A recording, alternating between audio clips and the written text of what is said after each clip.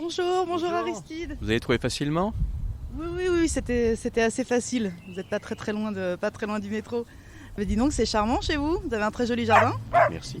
Pas très bien entretenu, je suis en mission à l'heure actuelle. Et vous avez un joli chien. Oui, il s'est calmé là. Bon, On va aller s'installer. allons-y. Entrez, disons.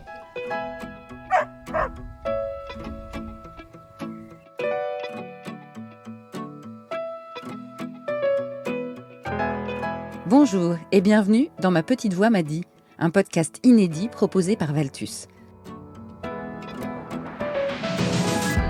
Ce podcast donne la parole à des dirigeants d'entreprise et des dirigeants de transition, tous guidés au quotidien par leur intuition, leurs valeurs et leurs convictions les plus intimes.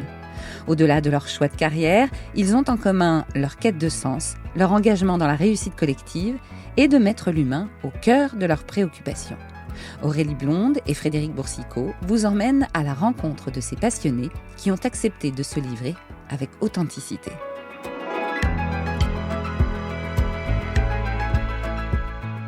Aujourd'hui, Frédéric est avec Aristide Schlinger, manager de transition depuis 15 ans. Après une carrière de 5 ans chez Renault, cet ingénieur a décidé de reprendre sa liberté. Depuis, il met ses compétences de manager et de leader au service des entreprises.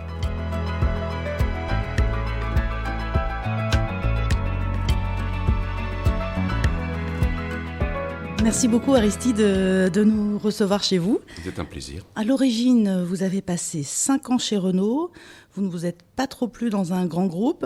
Vous avez choisi de devenir consultant et enfin manager de transition. Mais alors, ce qui est assez exceptionnel dans votre profil, c'est que sur 20 ans en tant que manager de transition, pendant plus de 5 ans, vous avez ignoré que vous faisiez ce métier-là. Donc, qu'est-ce que ça veut dire ? Vous avez inventé ce métier ? Vous avez été un des premiers ? Alors, j'ai pas inventé ce métier, les circonstances ont fait que j'ai exercé ce métier. J'ai été consultant. Un de mes clients a dit bon, tes idées sont très pertinentes, c'est bien, mais tu vois bien qu'on n'a pas chez nous les personnes pour les mettre en œuvre. Donc, est-ce que tu veux pas rester et les mettre en œuvre ? Chercher à optimiser son système de gestion de l'information et un responsable de site industriel, a appelé en disant je tiens plus les troupes, il faut que tu m'envoies quelqu'un. Et il me dit, mais j'ai personne. Mais si, tu as Aristide. Et donc, j'y suis allé. Et j'ai pris la direction du site, tout simplement. Je me suis retrouvé face à des gens qui ne me connaissaient pas ou qui me connaissaient peu, des problèmes en cascade, des clients mécontents, des délais pas respectés. L'entreprise avait décroché des marchés considérables, très au-delà de ses capacités. Et elle avait besoin de quelqu'un pour prendre en charge les projets et gérer un client qui commençait à avoir peur parce qu'on était en retard. Alors, qui on va prendre ? Aristide. Le couteau suisse local, il a l'air de savoir faire, en plus il parle allemand, les clients sont allemands, très bien, Aristide, débrouille-toi. Et voilà, j'étais devenu manager de transition, j'ai appris en effet plusieurs années plus tard que ce consulting opérationnel portait un nom. Comment on en vient à devenir manager de transition ? Parce que donc au début, vous étiez dans un grand groupe, vous étiez donc chez Renault. Qu'est-ce qui fait qu'au bout de 5 ans, vous ne vous y plaisez plus ? Renault est une entreprise extrêmement intéressante. J'y suis entré en 81 et parti en 86. Très intéressante, mais il y avait des contraintes de grands groupes qui ne correspondaient pas à mon état d'esprit. Je voulais quelque chose de plus proche du client, de plus humain, voilà, et je me suis installé à mon compte. Et mon premier client était Renault d'ailleurs. Pendant longtemps, ça a été pas mon client unique, mais mon client principal. Et donc au tout début, vous choisissez donc d'être consultant. Alors c'est quoi la discipline de consultant par rapport à manager de transition, par rapport à ce que vous alliez faire après ? Le consultant reste plus extérieur, garde un œil neuf, fait un diagnostic, des préconisations sur un thème que lui demande le client. Il remet une étude qui est papier et puis il s'en va après. La mise en œuvre est faite par le client lui-même. Manager de transition, on fait cette étape de diagnostic et de proposition de plan d'action, mais derrière, on reste pour le mettre en œuvre. On prend une place opérationnelle dans l'entreprise cliente. Qu'est-ce qui fait que le manager de transition, quand il arrive, il va créer de l'efficacité ? Alors, déjà, je pense qu'il est indispensable d'avoir une vue d'ensemble de comment fonctionne une entreprise. Une vue d'ensemble à la fois de la partie commerciale, marketing, finance et bien sûr fabrication, achat, contact client, management de la qualité. Il faut être passé par tout ça pour trouver le chemin le plus court. Alors, ce qui est indispensable pour le manager de transition, c'est une grosse résistance au stress. Il est même mieux qu'on aime ce stress, qu'on apprécie ça parce qu'on se met un peu en danger, on a un vrai challenge à à décrocher, et c'est ça qui fait le plaisir de ce métier. Alors comment ça se passe justement quand vous arrivez dans une entreprise? On est lundi matin, il est 9h, vous venez avec votre petite mallette, c'est le jour 1 dans une entreprise que vous ne connaissez pas, avec du personnel que vous ne connaissez pas, et peut-être même dans un domaine où vous ne connaissez rien. C'est presque toujours dans un domaine où je ne connais pas suffisamment pour prétendre avoir un rôle éminent technique, bien sûr. Vous avez bossé dans quel type de domaine à part l'automobile? Bon, j'ai travaillé dans les start-up, dans la recherche sur les microalgues, industrie aéronautique, pour citer le plus original, dans les minoteries. Donc la farine? Oui, absolument, la farine, donc ça n'a rien à voir avec l'automobile. Et pour une problématique qui est un petit peu comique, on peut dire, la protection du moulin contre les nuisibles, et les nuisibles en particulier, c'était les rats. Ah, votre mission, c'était, on a un problème dans notre moulin, voilà. C'est qu'on est embêté par les rats. Alors bon, le problème était plus général. Il fallait que ce moulin passe une forme de certification pour être agréé. Il y avait un joint venture à la clé et il fallait passer une certaine certification. Et le principal problème, c'était l'intrusion des nuisibles, donc des rats. On découvre des choses très marrantes. Les rats n'existaient plus dans les moulins depuis les années 60 parce qu'on aspergeait du DDT sur le blé pour que les rats soient dégoûtés. Tout ça se retrouvait peu ou prou dans votre baguette. Et donc un jour, l'Europe a dit on arrête ces histoires-là, débrouillez-vous pour qu'il n'y ait pas de nuisibles, mais sans asperger d'insecticides sur le blé. Prenons cet exemple. Vous arrivez, donc on revient sur ce fameux lundi matin, vous arrivez dans cette minoterie. Qu'est-ce que je fais? J'arrive, je me présente, je dis qui je suis, pourquoi je suis là. J'insiste sur le fait que je n'y connais rien dans le domaine technique, que si j'ai une compétence, c'est plutôt dans le management des hommes et dans une vue d'ensemble des process. Et alors, donc, vous faites quoi? Vous faites un tour de l'usine, vous rencontrez les personnes, vous traquez? Voilà, je rencontre les personnes, je rencontre déjà les différents responsables, et puis ensuite, l'un après l'autre, me fait visiter, m'explique ce qu'il fait, me fait visiter sa partie à lui.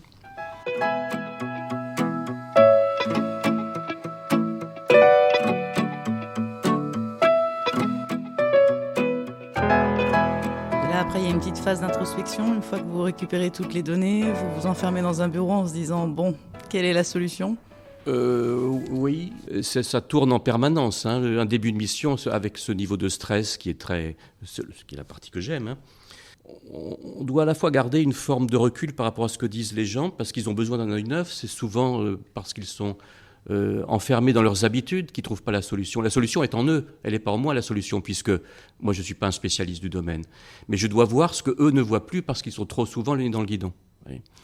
Donc cet exercice intellectuel et d'imagination est passionnant, il fait partie du bon stress. Alors qu'est-ce que vous avez découvert par exemple avec un œil neuf? Alors c'est un autre exemple que la minoterie, l'entreprise familiale. L'entreprise fonctionnait selon les règles usuelles dans les années 70-80, qui étaient tout à fait parfaites pour l'époque. Et un industriel partait du principe que pour être un bon industriel, il fallait être un bon fabricant. Il fallait avoir les bonnes machines, savoir gérer correctement le travail des ouvriers, des contremaîtres. Simplement, depuis cette époque-là, les temps ont changé. Pour être un bon industriel, il faut d'abord être un bon commercial, ensuite être un bon acheteur et ensuite seulement être un bon fabricant. Dans cette industrie-là, bien plus que la moitié de la valeur était achetée à l'extérieur.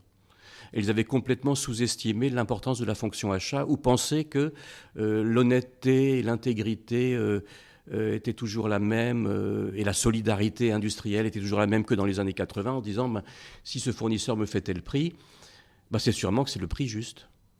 Mais oui, sauf qu'en l'an 2020, c'est plus pareil. Voilà. Le prix juste, les affaires sont beaucoup chercher. plus dures. Alors, c'est jamais d'une évidence éclatante. On réussit des choses qui se voient. Vous aviez un conseil d'administration qui s'entretuait, qui n'avait plus confiance dans le dirigeant, et puis vous constatez que quand vous êtes là, et depuis que vous êtes intervenu, eh bien, tout ça fonctionne bien en bonne intelligence. C'est déjà une grande réussite. Les gens retravaillent ensemble. Vous constatez que l'entreprise en perte remonte et de manière très visible remonte ses résultats et la satisfaction des clients. Oui, c'est génial. Mais je repense à une de mes premières missions, oui, c'était dans le Nord. J'arrive dans une entreprise qui perd de l'argent depuis un certain temps, qui ne sait pas pourquoi elle perd de l'argent, qui n'arrive pas à livrer dans les délais, qui ne sait pas annoncer un vrai délai. Et pourtant, je constate une compétence à tous les niveaux, une compétence commerciale, technique, des gens bien. Mais ils étaient tombés dans une forme de piège où finalement chacun trouvait une solution à son mal-être en disant l'entreprise va mal, mais c'est pas de ma faute, c'est la faute d'un tel. C'est assez classique comme fonctionnement de l'humain. Je suis arrivé à leur faire prendre du recul par rapport au quotidien et à leur rendre l'estime des uns des autres et à découvrir le plaisir de réussir ensemble. C'est-à-dire, il y avait comme si vous aviez un organisme malade, vous trouvez la maladie, vous le guérissez et l'organisme fonctionne bien tout seul. Et ils se sont redressés tout seuls. J'ai été quelque chose comme un catalyseur, celui qui devait être là pour qu'une réaction se fasse. Un catalyseur, c'est ça. On a l'impression qu'il ne sert à rien dans une réaction, sauf que s'il n'est pas là, la réaction ne se fait pas. Et je suis souvent ça, finalement, un catalyseur qui fait que les gens reprennent en main leur destin et sortent d'une situation d'échec pour goûter au plaisir de réussir ensemble. C'est l'utilité des tableaux de bord. Est-ce que vous êtes d'accord qu'il faut faire des calculs comme ça ? Oui. Et bien voilà ce que donne le calcul. Ah bon, mais comment se fait-il que... voilà, on explique, chacun donne son point de vue, explique son interprétation et les gens se mettent à retravailler ensemble parce qu'ils voient la même chose ensemble, en l'occurrence un tableau de bord.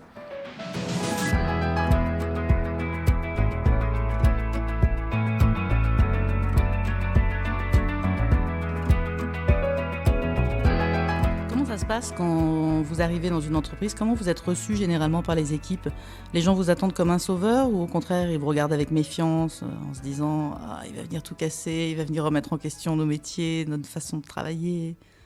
J'ai plus l'impression d'avoir été regardé souvent comme un sauveur, oui. En toute immodestie, mais quelquefois il me le disait même. Vous savez Aristide qu'on compte sur vous. Grosse pression? Oui. Et je réponds souvent, non, la solution est chez vous. Et c'est moi qui vais vous aider à trouver la solution que vous avez en vous. Alors, souvent, les entreprises qui ne vont pas bien, ou qui traversent une période difficile, ne sont plus conscientes de leur savoir-faire et de leur qualité. Les gens ont oublié ce qu'ils ont de différent, tout ce qu'ils ont construit pendant des années pour devenir bons et survivre jusqu'en l'an 2000 et quelques, après de multiples crises en Occident. La plupart des missions ont eu lieu en France. Oui, parce que l'objectif n'est pas seulement que l'entreprise aille mieux quand vous êtes là. L'idée, c'est quand même que ça perdure. Tout à fait. Alors ça, c'est une particularité de ce métier, en effet, c'est qu'on vient pour ne pas rester. On vient pour se rendre inutile le plus vite possible. C'est pas très logique, on voudrait être l'homme providentiel, le sauveur, et pourtant, à un moment donné, une fois que les process sont en place, il faut se rendre inutile. Mais en général, qu'est-ce qui fait que vous êtes très attaché à ce métier ? J'ai besoin de ce stress, j'ai besoin de me changer les idées, de ce stress de début de mission, de me dire que voilà, c'est une marche qui est franchie. Je crains beaucoup plus la routine. Je pense qu'il faut savoir acquérir la confiance des gens qui ont le métier pour qu'ils expliquent suffisamment et qu'ils m'évitent de m'égarer. Alors, quelquefois, au bout des missions plus longues, au bout de 18 mois, j'avais l'impression d'être un des sachants. Oui, pas sur tout, mais sur un certain nombre de problèmes, un des sachants. Mais en général, je ne suis pas un sachant du métier, je suis un animateur de sachants, mais pas un sachant moi-même. C'est quoi votre spécialité en tant que manager de transition ? C'est-à-dire si on doit vous profiler... c'est les PMI, des petites entreprises. Il n'y a pas tant que ça de manager de transition pour petites entreprises, si vous voulez, parce que c'est un marché relativement restreint, ça coûte un certain prix la journée, le management de transition, et ces prix, pour une petite entreprise, peut être considéré comme lourd. Donc il n'y en a pas tant que ça. Il faut connaître le milieu de la petite entreprise, il faut savoir ce que c'est qu'un patron. Un patron de petite entreprise, c'est pas pareil qu'un chef de service ou même qu'un grand directeur d'une grosse entreprise. Il a un engagement personnel qui est bien au-delà de l'argent, qui est un engagement de réussite personnelle, qui est existentiel même. Il souffre, comme presque tous les patrons, d'une solitude. Parce qu'on est souvent on est seul à présider aux destinées de l'entreprise, à faire des choix difficiles, à être l'arbitre ultime. Donc on a souvent l'impression de ne pas être soutenu. Et d'avoir quelqu'un qui comprend son point de vue et qui lui explique ce qu'il voit loyalement sans chercher à s'installer, c'est exceptionnel pour un dirigeant. Ils ne se sentent pas menacés. Ils ne se sentent pas menacés, ils sont même éventuellement soutenus. Et voilà, et ça fait partie des choses agréables de ce métier, d'être vu par le client comme son allié. Cela étant, l'éthique du métier fait que si on a des choses désagréables à dire au patron en question, il faut les lui dire. Merci beaucoup Aristide pour cet entretien. Ce que je retiens, c'est que les managers de transition sont des catalyseurs. C'est vraiment une notion intéressante, qui viennent là comme un prisme pour faire converger toutes les idées vers un seul point focal, une seule destination. Merci. Merci à vous. Ce podcast vous a été proposé par Valtus, leader européen du management de transition. Retrouvez-le sur toutes les plateformes et sur le site valtus.fr.